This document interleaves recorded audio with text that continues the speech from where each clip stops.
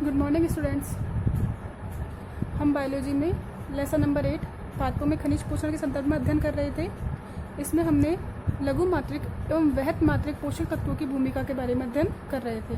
इसमें हमारा वृहत मात्रिक पोषक तत्वों का महत्व कंप्लीट हो गया था और हम लघु मात्रिक पोषक तत्वों के बारे में पढ़ रहे थे, जिसमें हमने Fe और Cu यानी कि आयरन और कॉपर के बारे में अध्ययन कर चुके थे। अब हमारे पास जो लघु मात्रिक पोषक तत्व थे वो टोटल कितने थे? 8। इसमें से 2 पढ़ लिए, शेष बचे हमारे पास 6 पोषक तत्व कौन कौन से लघु मात्रिक?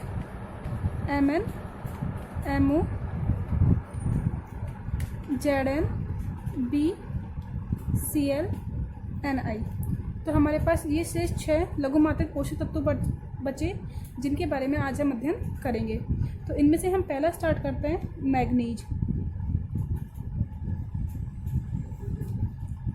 जिसे हम Mn से दर्शाते हैं। देखिए, मैग्नीज आपके पादपों के लिए एक आवश्यक लघु मात्रिक पोषक तत्व है। यह मृदा में मैग्नीज डाइऑक्साइड के रूप में उपस्थित रहता है। मृदा में मैग्नीज डाइऑक्साइड के रूप में उपस्थित रहता है। मैग्नीज डाइऑक्साइड को सूत्र क्या होता है? MnO2। यह MnO2 मृदा में अपने आयनों में टूट जाता है और पादप की जड़ें इसे मैग्नीज आयन के रूप में अवशोषित करती है।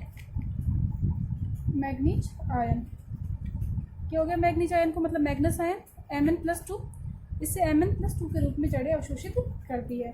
अब देखिए, ये जो मैग्नीज आयन है या मैग्नस आयन है, ये क्या महत्व है इसका? ये विभिन्न एंजाइमों के सक्रियक के रूप में काम करता है।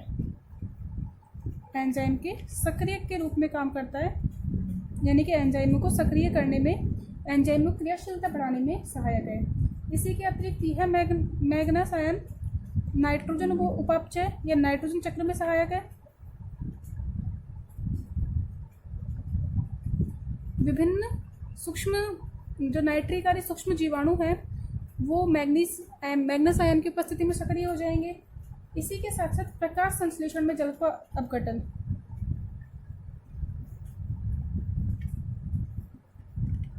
प्रकाश संश्लेषण में जल का अपघटन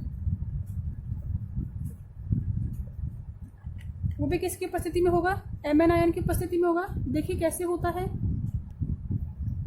हम पादप कार्यकी में ही आगे प्रकाश संश्लेषण के बारे में अध्ययन करेंगे। और प्रकाश संश्लेषण 2 चरणों में संपन्न होता है। इसमें एक भाग तो वायवीय होगा, प्रकाशीय अभिक्रियाएं होंगी, और दूसरा क्या होगा? अप्रकाशिक अभिक्रियाएं। प्रकाशिक अभिक्रियाओं में क्या होगा? प्रकाश की उपस्थिति में विभिन्न पर्णरहित अणु सक्रिय होंगे और जल का प्रकाशिक अपघटन करते हैं। जल के प्रकाशिक अपघटन से क्या तात्पर्य है? प्रकाश की उपस्थिति में जल टूटता है।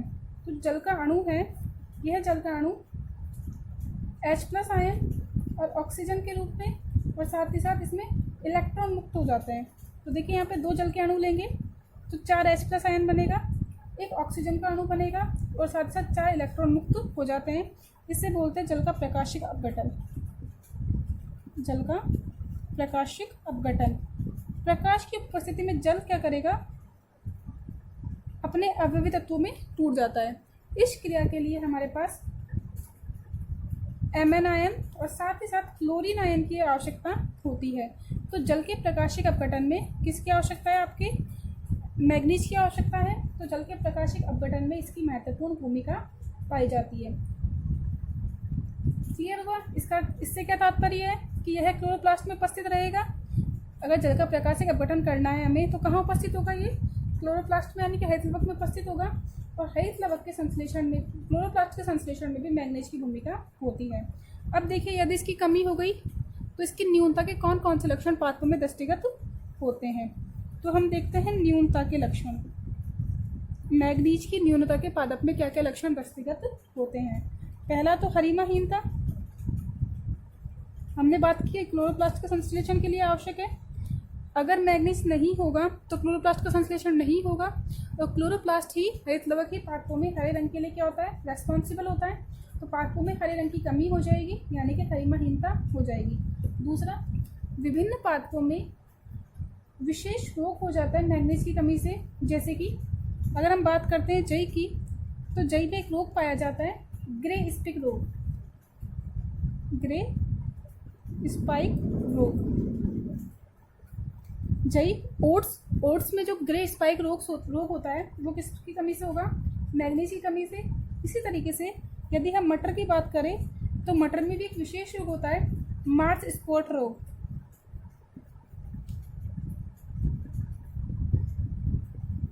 ये दो विशेष रोग है जो किसकी कमी से होंगे? मैग्नीज आयन की कमी से हो जाता है।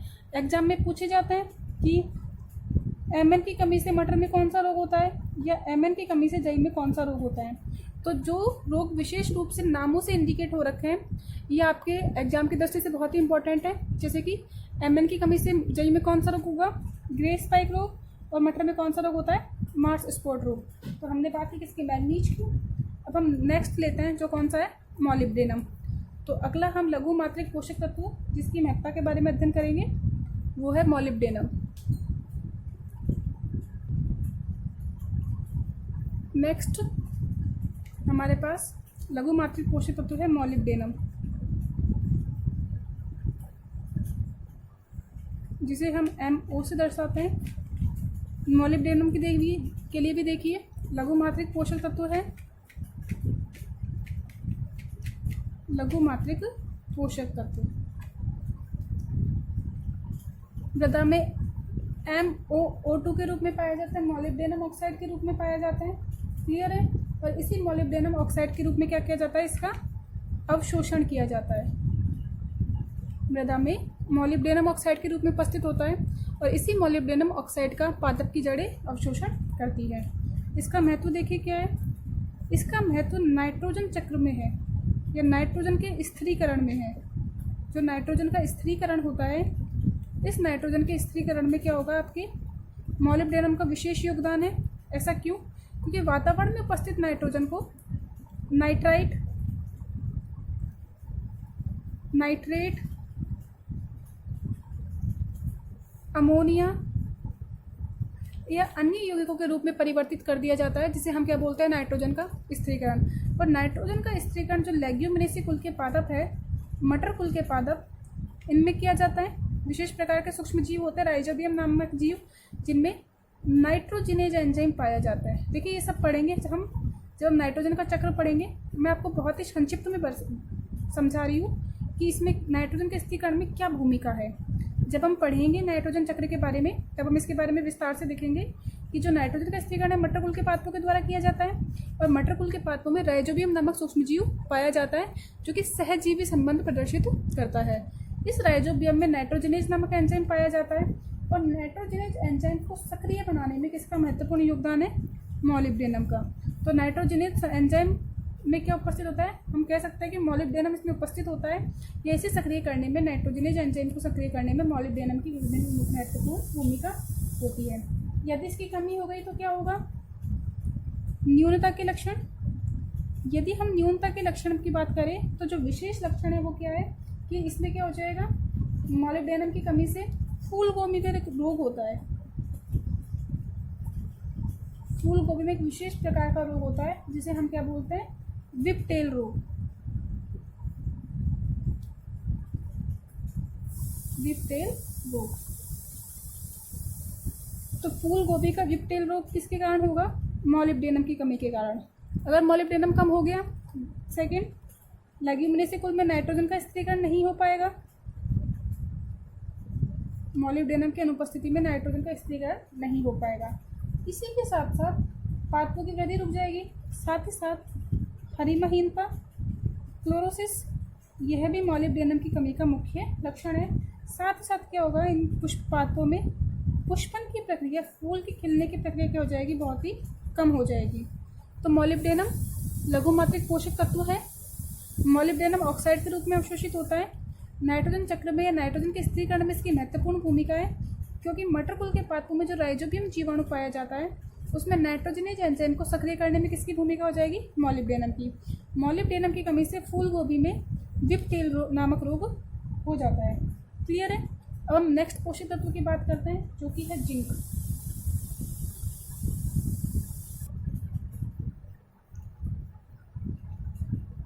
हमारे पास नेक्स्ट सूक्ष्म मात्रिक पोषक तत्व है जिंक।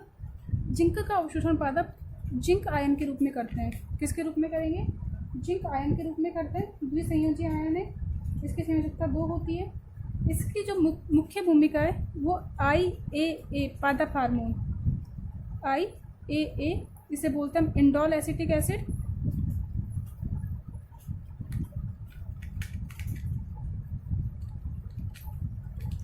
जो IAA का संश्लेषण है, पादप हार्मोन का संश्लेषण, इसमें सहायक होता है जिंक।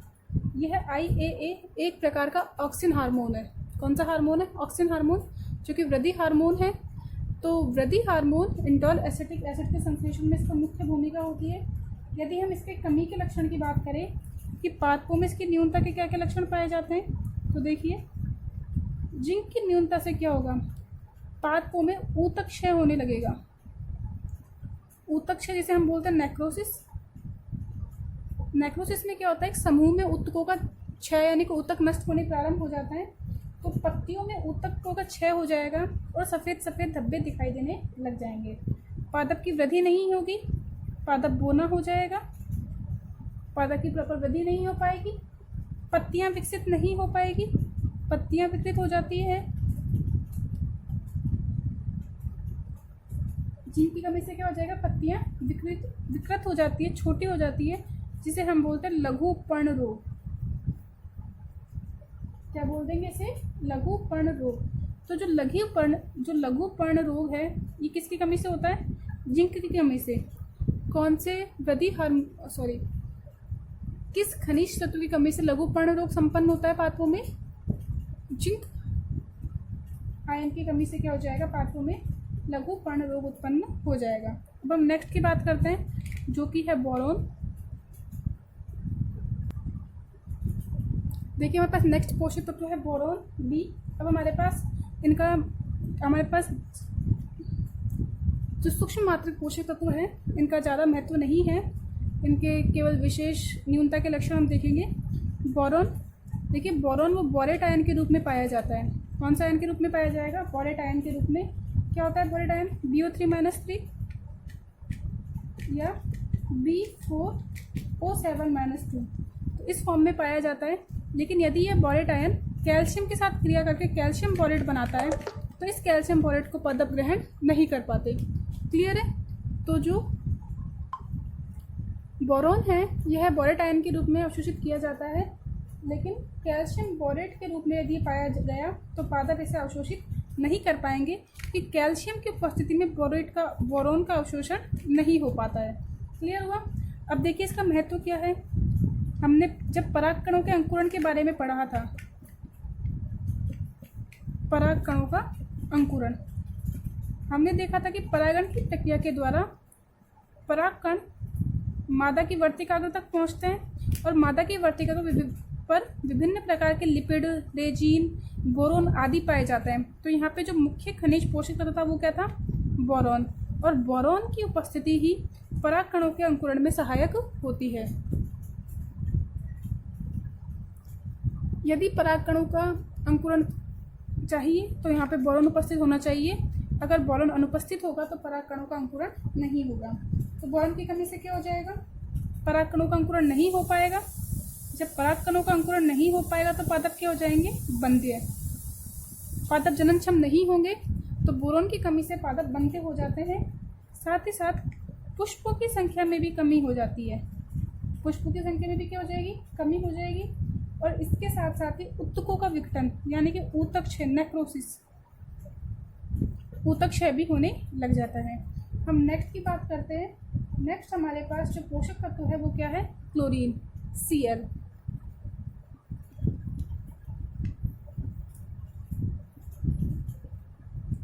देखिए ये जो क्लोरीन है, इस क्लोरीन को पादप क्लोरीन आयन के रूप में यानी कि क्लोराइड के रूप में ग्रहण करते हैं। किसके रूप में करेंगे? Cl-। इस क्लोरीन आयन को हम क्या बोलते हैं? तो पादप क्लोरीन को क्लोराइड के रूप में ग्रहण करते हैं और साथ ही साथ यह आसानी से अवशोषित हो जाती है, क्योंकि जल में क्या होता है? ये विलयशील होता है, इसीलिए यह पादपों में आसानी से अवशोषित हो जाती है। तो इसका अवशोषण सरल होता है।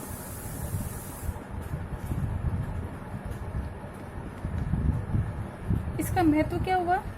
इसका महत्व कार्बोहाइड्रेट के उपापचय में है। जो कार्बोहाइड्रेट है इसका मेटाबॉलिज्म, इसका उपापचय क्लोरीन की उपस्थिति में होता है। यदि क्लोरीन की कमी हो जाती है तो पादप वृद्धि नहीं कर पाएंगे, तो क्या हो जाएगा, पादप में वृद्धि नहीं होगी। साथ ही साथ पादपों में ऊतक क्षय होने लग जाता है। तो क्लोरीन की कमी से क्या हो जाएगा, पादपों में ऊतक क्षय होने लगेगा। साथ ही साथ फल का निर्माण भी नहीं होगा या कम होगा। तो नेक्स्ट हमारे पास था क्लोरीन, जिसे हमने किसके पादपों ने किस रूप में अवशोषित किया, क्लोराइड आयन के रूप में अवशोषित किया। इसका जो अवशोषण है बहुत ही सरल है, क्योंकि जल के साथ घुलित अवस्था में पाया जाता है और जल के साथ ही क्या होता है, ये पादपों के द्वारा अवशोषित कर लिया जाता है। अब हमारे पास अंतिम पोषक तत्व है निकेल, Ni। यह जो निकेल है यह भी अनिवार्य पोषक तत्व है। निकेल का वैसे तो कोई ज़्यादा इम्पोर्टेंस नहीं है, लेकिन यह पादपों में किस रूप में उपलब्ध होता है, Na+2 के रूप में। Na को पादप कैसे अवशोषित करते हैं, साथ ही यूरिएज का घटक है। निकेल किस में पाया जाता है, यूरिएज एंजाइम में। तो निकेल के बारे में जब हम देख रहे हैं तो निकेल कोई विशेष जैव रासायनिक या संरचनात्मक महत्व नहीं है। यह पादपों से Na+2 के रूप में अवशोषित होता है और साथ ही साथ यह यूरिएज का प्रमुख घटक है, यूरिएज एंजाइम में पाया जाता है। इस तरीके से हमने पादपों के विभिन्न आवश्यक खनिज तत्वों के बारे में अध्ययन कर लिया है और हम पढ़ेंगे कि पादपों में इन खनिज पदार्थों के या खनिज पोषक तत्वों के न्यूनता से जो रोग उत्पन्न होते हैं ये कहाँ दृष्टिगत होते हैं। देखिए, जो खनिज तत्व है इनकी न्यूनता के लक्षण दो प्रकार से दृष्टिगत हो सकते हैं। कुछ खनिज लवणों की न्यूनता के लक्षण या खनिज तत्वों की न्यूनता के लक्षण युवा, तरुण या नई पत्तियों में, जो नई पत्तियां निर्मित हो रही है उनमें दिखाई देते हैं, जबकि कुछ खनिज तत्वों के लक्षण पुरानी वृत्त पत्तियों में दिखाई देते हैं। तो खनिज तत्वों की न्यूनता के लक्षण पादपों की पत्तियों में प्रदर्शित होते हैं। कुछ तत्वों की न्यूनता के लक्षण नई पत्तियों में यानी कि युवा पत्तियों में होते हैं, दृष्टिगत होते हैं, जबकि कुछ खनिज तत्व कमी के लक्षण पुरानी या वृत्त पत्तियों में दिखाई देते हैं। जो आपकी तरुण पत्तियों में दिखाई देते हैं लक्षण, नई पत्तियों में दिखाई देते हैं, ऐसे खनिज तत्व असंचरणशील खनिज तत्व कहलाते हैं। असंचरणशील खनिज पोषक तत्व कहलाते हैं, यानी कि इनका संचरण नहीं होता, यानी कि ये अपनी एक स्थान से दूसरे स्थान पर गमन नहीं करते हैं और युवा पत्तियों में, नई निर्मित होने वाली पत्तियों में इनके लक्षण दिखाई देते हैं। यदि हम असंचरणशील पोषक तत्वों की बात करें तो इसमें कॉपर, सल्फर, आयरन और मैग्नीज सम्मिलित है। क्या क्या सम्मिलित है, कॉपर, सल्फर, फेरस, आयरन और मैग्नीज। तो इनकी कमी के लक्षण पहले युवा पत्तियों में दिखाई देते हैं, जबकि दूसरे प्रकार के जो खनिज तत्व हैं उन्हें हम बोलते हैं संचरणशील खनिज तत्व। संचरणशील खनिज पोषक तत्व। इन संचरणशील खनिज पोषक तत्व के लक्षण सबसे पहले पुरानी पत्तियों में प्रदर्शित होते हैं। जैसे ही इनकी कमी होती है तो ये खनिज पोषक तत्व पुरानी पत्तियों से नई पत्तियों की ओर संचरित हो जाते हैं। तो कमी कहाँ हो गई इनकी, पुरानी पत्तियों में। तो ऐसे खनिज तत्वों में कौन कौन शामिल है, nitrogen, phosphorus, potassium, manganese, zinc, molybdenum. ये ऐसे पादप खनिज पोषक तत्व है जिनकी कमी के लक्षण कहाँ दिखाई देंगे, वृत्त पत्तियों में दिखाई देते हैं। कुछ खनिज पोषक तत्व ऐसे होते हैं जिनकी कमी के जो लक्षण हैं वो कलिकाओं में प्रदर्शित होते हैं। जो पादप की बड्स होती है, कलिकाएं भी पत्तियों का ही रूपांतरण है। तो इन कलिकाओं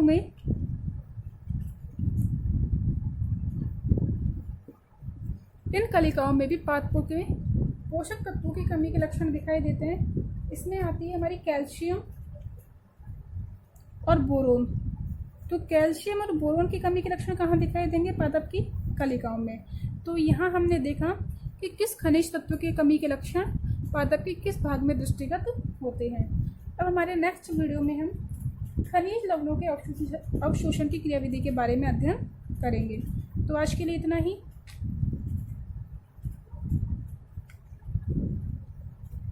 थैंक यू।